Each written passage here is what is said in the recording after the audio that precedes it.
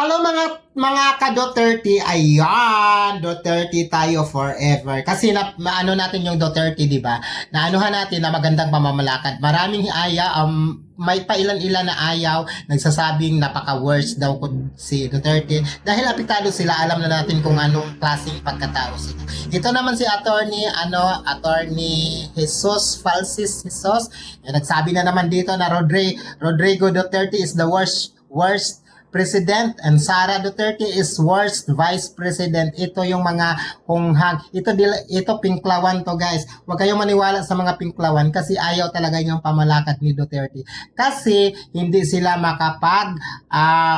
hindi nila magawa yung mga gusto nila. Ayan, ito yung mga na dapat natin hindi natin suportahan yung mga pinklawan. Ayan, yung mga Marcos, kaalyado, wag natin iboto, guys, sayang yung boto natin. Duterte tayo, ito napaka-vava nitong falsis nito attorney daw siya, pero nako, iwan ko kung saan yung pinag-aralan niya nilagay.